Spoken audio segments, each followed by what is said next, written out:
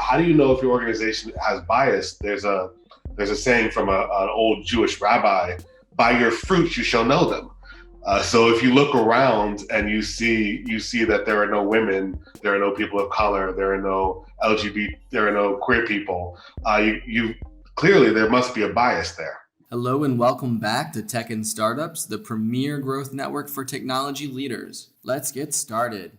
Okay, we're going to begin our panel. And so what I'm going to ask first is that folks we just whip around. I'm going to just do a quick roll call, and I'd love for you to just say your name and something you want the world to know about you. Just one quick, brief phrase.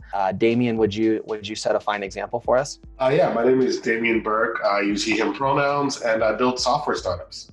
Thanks so much. And Tiffany? My name is Tiffany Bowden. A sentence about myself. I'm interested in a world that works for everyone. And Brian? Yeah, so my name is Brian Boyd. I'm a recovering sales executive. I now work in customer success and have a great passion for issues of diversity and bringing them to the workplace.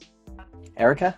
Hi, my name is Erica Love. I am a software engineer, and I'm based in San Francisco, California, and originally I've been working in design and admin, so I've seen all across the board.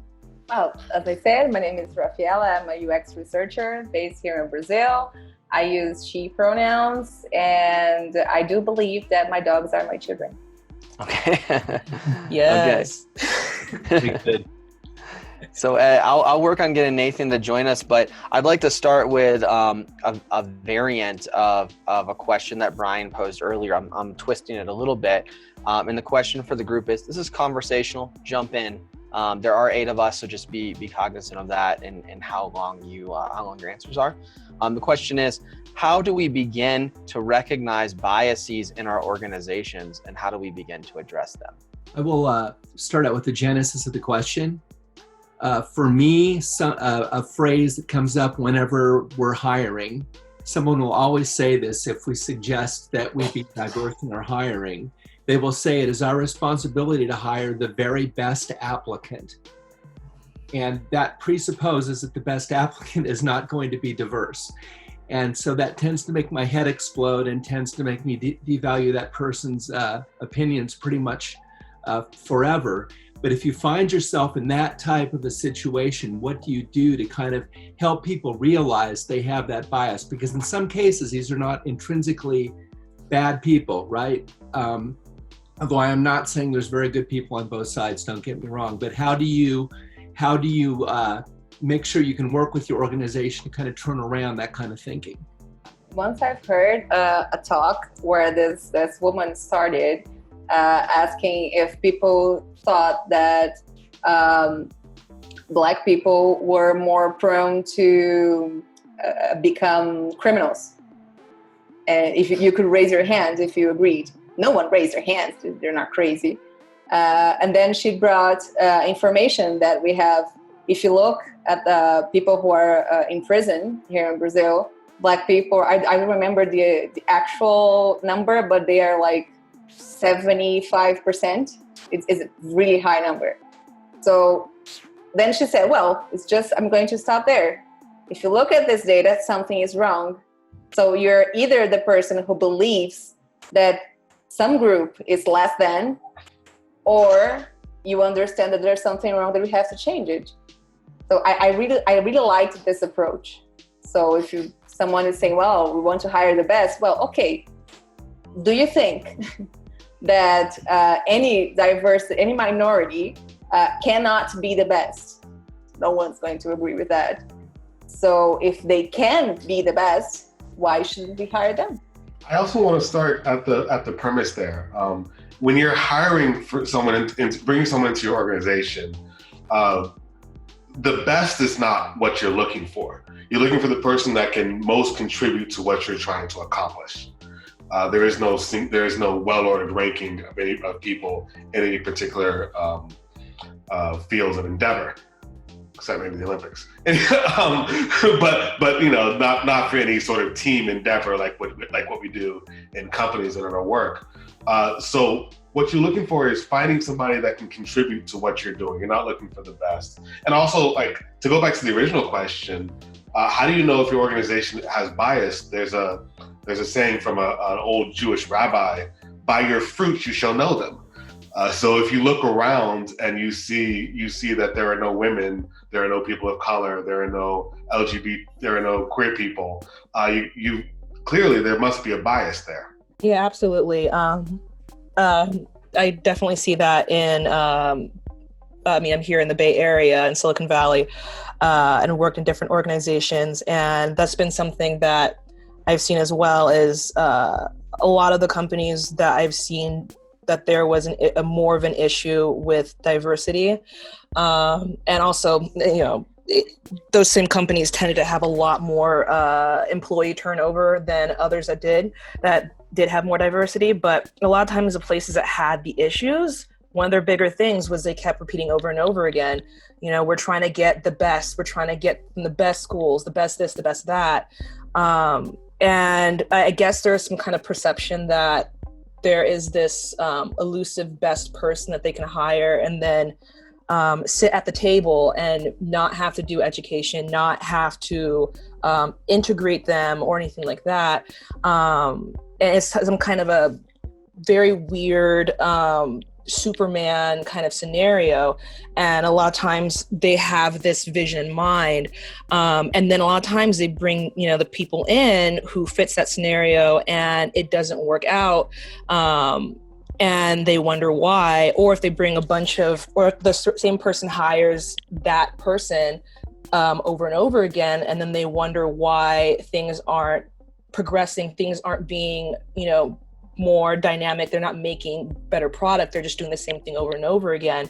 And they're saying, well, things are going great, but it's not going great because they're wondering why they're not getting new things happening. It's because that diversity is not happening. You're not having, people who have different views, different opinions, different backgrounds, different lifestyles, who have come from different entry points to be able to work in that capacity. And when you don't have that, then you're going to be just as stale as when you just started. Let me just make a point. You brought up something really interesting. You're right, you go to certain schools, you hire certain types of people.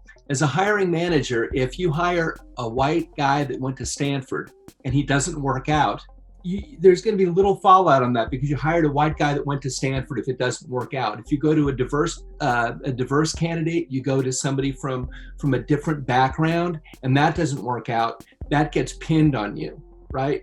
So I do, and that is very much an institutional bias. And I think that's one of the hardest things that we have to overcome. That's actually really insightful because the process of hiring people is, it's not foolproof.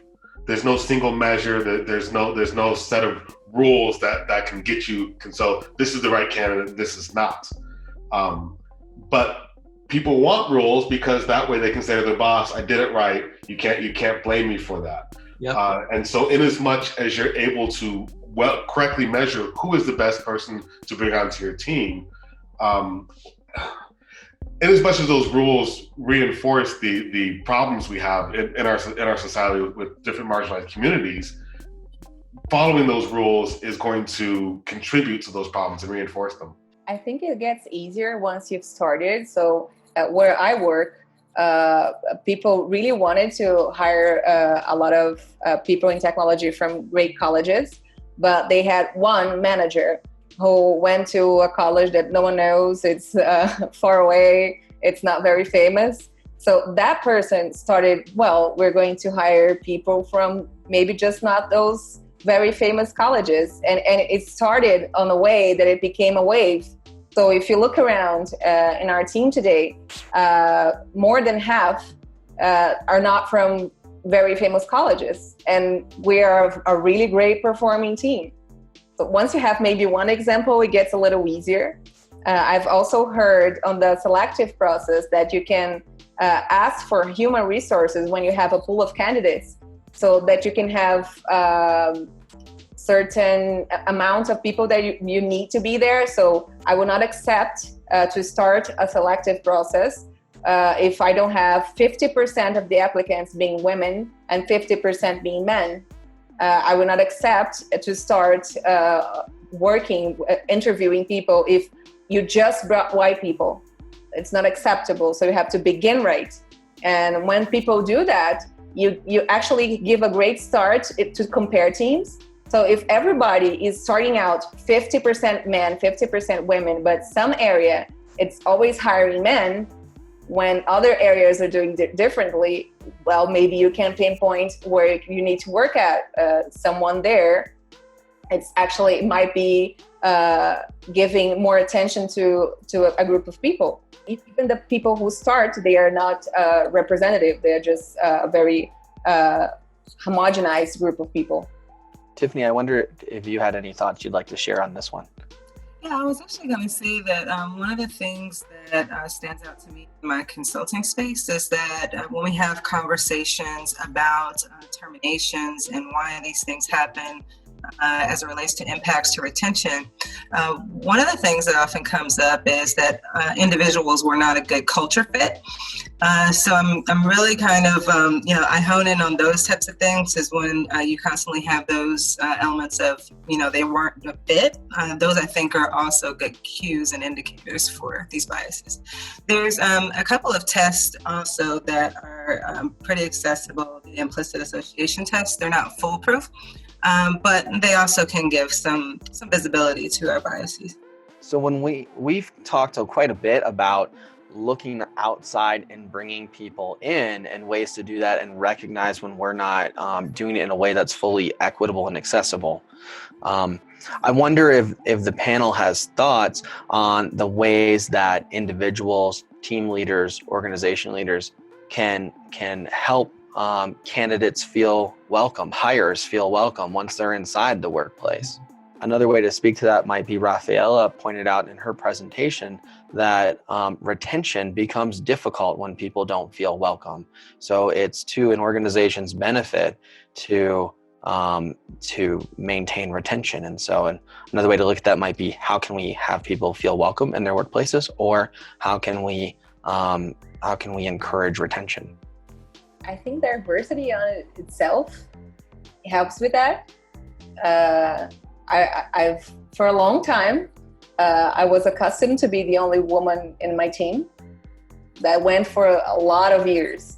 And it creates situations where, well, maybe I need a tampon. There's no one to ask about it. It's a very simple thing. But you might be around 30 people. You don't have the chance to do that. We have this tradition in South Brazil where people used to do a lot of barbecues. And one of the teams I entered once, they emailed me asking what I ate.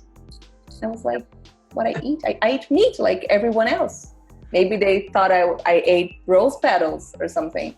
But it's what happens when you have a group that is just a lot of men and they never work with women. So I think you can do a lot of preaching, you can educate people, but it's never the same as having an actual diverse team. And to piggyback on top, even more effective is having a diversity in the leadership, diversity in the people of privilege, senior management, leadership, those sort of roles. Just on RAFAELA's comments, I want to say that's where tokenism really breaks down. So we keep trying to hire one diverse person. So we have the one diverse person and they keep quitting. That probably means you need to look at everything you're doing. And I'll also say that in this day and age, diverse companies are just considered cooler.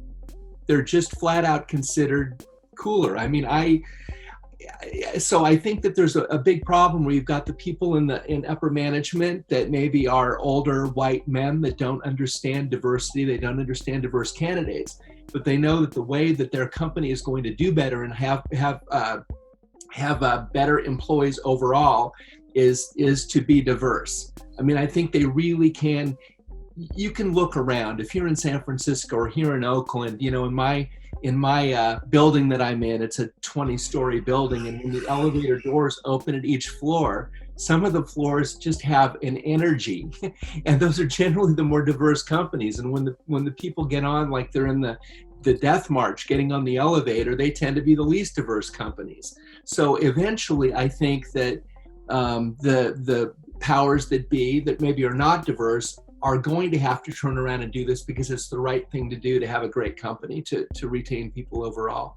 Yeah, and I think even coming in the door, asking questions about your preferred pronouns on HR paperwork, and questions about, even Rafael's reference to food, right? Like if you have any allergies, just trying to understand someone else's human experience like that, I think is really important, just to, really, make someone feel comfortable, make sure someone feel welcome. It's funny she brought up food, because I have a bunch of food allergies, and so I know that's a really easy way for people to engage me and make me feel welcome. Another added thing that I've found helps other minorities feel more welcome to the team is having a dedicated mentor to, help them get to know people, help be a guide around the office and office, logistics and politics and socialization, and get to know them as a person, and then help them make other personal connections around the organization as well. Yeah, absolutely. And I know another thing would be, don't let them be the last person of that group to be brought into that organization.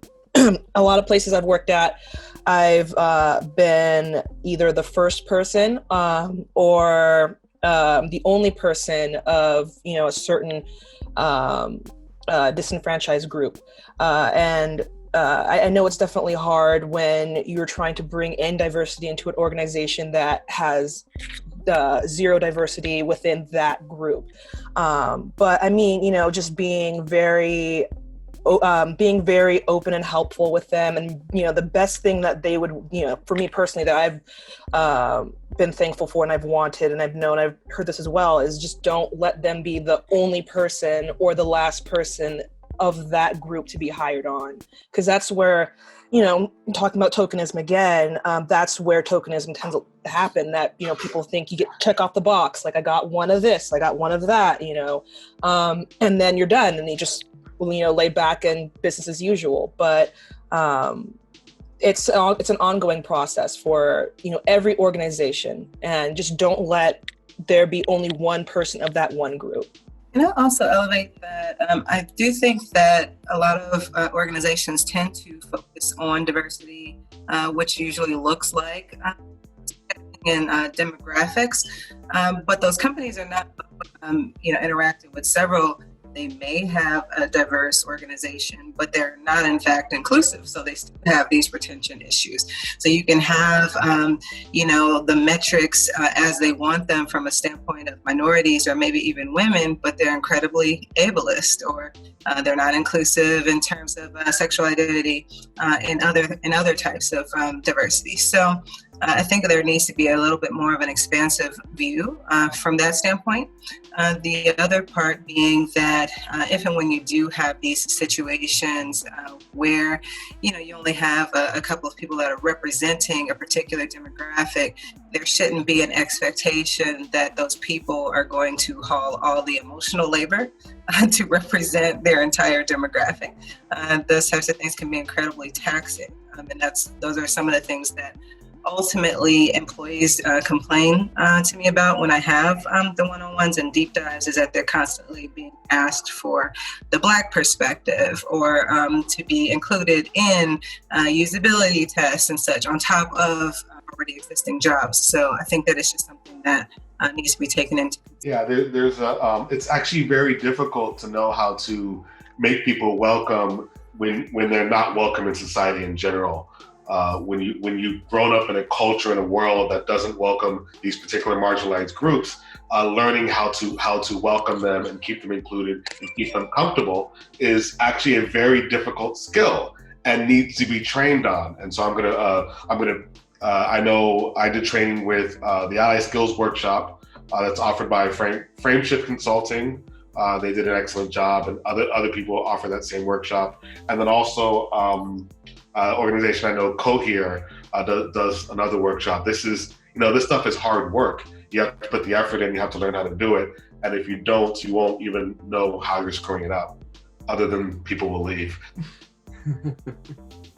I think there's some work that can be done beforehand. So I've watched a friend of mine who is a trans man, and he was hired at a really nice company, but they actually, before he started working, they actually promoted a lecture for the employers on what it's like to be LGBT, what it's like to be a trans person. They actually consulted him on bathroom situations and if he felt comfortable before he started. So when he did, most of the groundwork had been laid already. And I think there's another attention on leisure activities. I know that sometimes in the society that we live in, some activities are more focused on some type of people. So for example, here in Brazil, it's very common for people to have, I don't know, soccer Wednesdays or maybe barbecue Fridays as a leisure activity, usually promoted by the company where everybody can take part in. But the truth is that soccer is a very male-dominated sport, and women are not encouraged to take part in football and soccer since childhood. So if the only leisure activity where you can meet your team and maybe talk aside of work is soccer, women will not go. If the only activity is barbecue, vegetarians will not go. And if it's the only activity where you can meet your coworkers outside of work, you're going to drink. Maybe people who don't drink because of religious reasons, they won't be able to participate either. And I've seen companies try to accommodate different people, but they don't change the activities aside of work where people can really meet. I've seen companies that have maybe video games, but the only game available was FIFA, that it's a soccer game that it's mostly played by men. So it's not inviting. You don't have places where people can meet and talk and get to know each other if you're not looking for those specific activities that are focused on white men. Thank you for that. Thank you so much, everyone. At this point, I think it's a great time for us to break off and just give everyone a chance to do one last word or one final thought. Great example would be a top tip. And I'd like to lead that.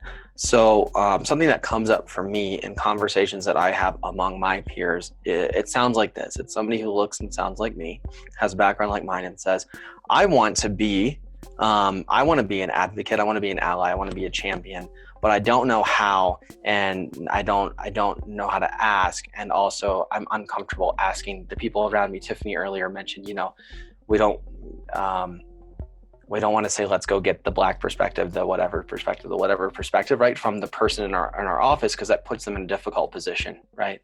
And so as someone who doesn't know and is trying to learn, to answer that question of how can I learn, there are actually a number of things, resources out there. Obviously, there's a lot of reading. There's reading about things like privilege, but there's something called an anti-racist white affinity group.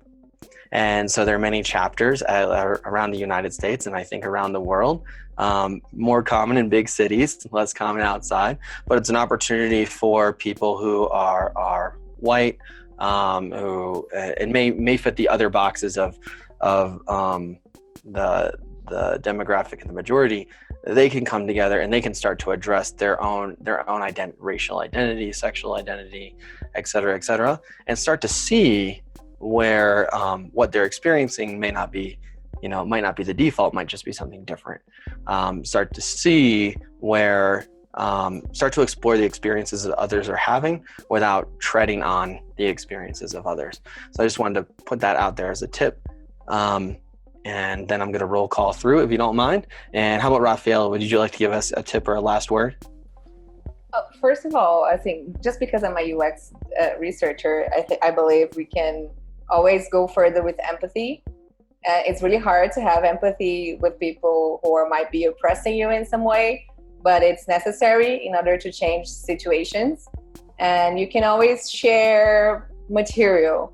So I've encountered people who are self-taught Python developers and self-taught English, but they cannot go online to learn about women issues. So I think we have to call that out and get people to learn more, understand more, and share material.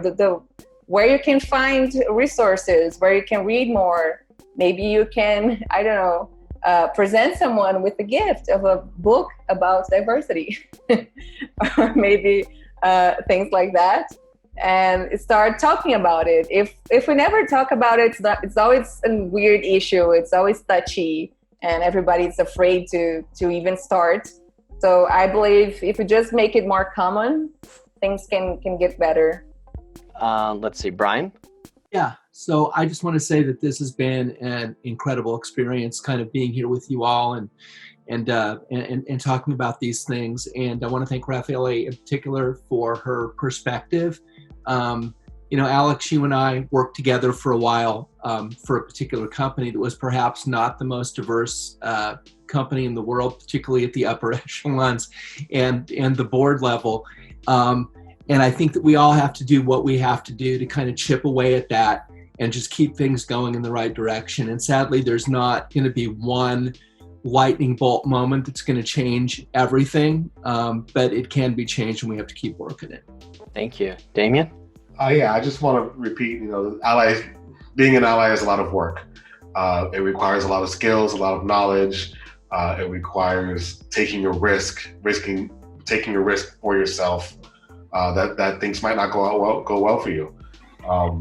But if you're not doing that, you're part of the problem. And if you want to be part of the solution instead, it's going to take a lot of work, a lot of training. You're probably going to need help. Pay those people who help you. Pay them well. They deserve it. It's a lot of work. And yeah, where you have privilege, wherever that may be, it's not your fault, but it is your responsibility. Thank you. And Erica? Hi, yeah. I also wanted to thank RAFAELA for starting this conversation. This has been an amazing talk, and it's great to hear everybody's different opinions. That's how we progress and do amazing things. I guess one small thing I would like to add would be, for everybody who hears this, just at your organization, wherever you work, just look into some of the smaller things that, can also help with diversity. For example, like dress code is a big thing that people don't really think about. I know for myself, I wear head wraps a lot. I'm wearing one today. And a lot of people who look at dress codes don't really think that they can be very uncomfortable for people because culturally they have different ways that they express themselves in the workplace professionally.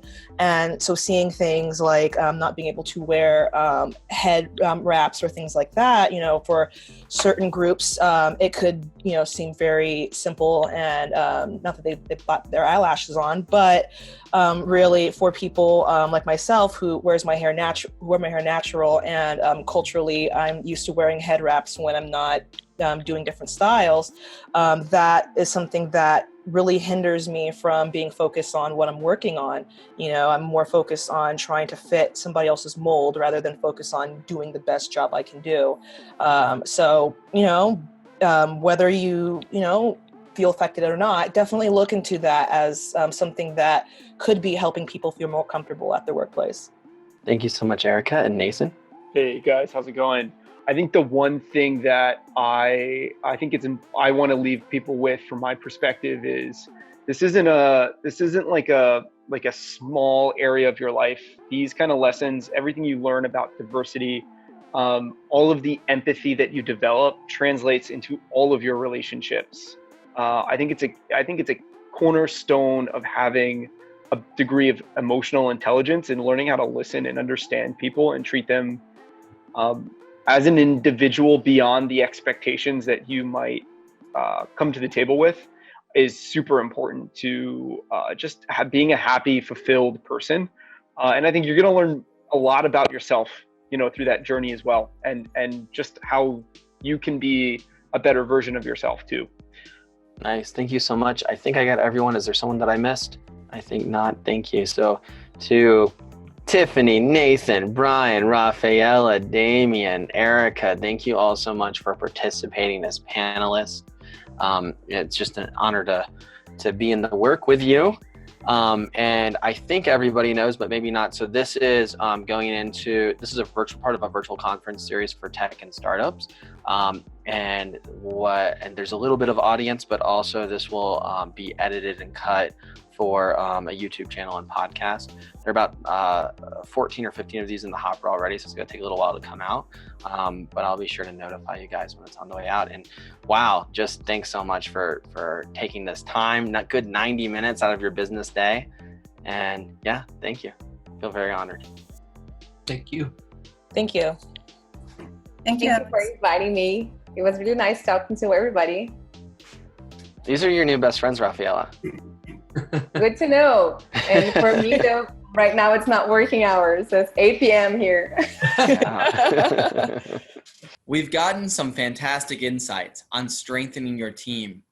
But what about other ways you can strengthen your team? I've assembled an 8-page guide on the 4 quadrants of strengthening your team with key insights from more than 11 veteran tech team leaders. To get yours, grab the link below this video. I'm so glad you joined us today. If this video was helpful, give it a like, go ahead and subscribe and hit the bell so that tech and startup videos continue to show up in your feed. I'll see you in the other videos.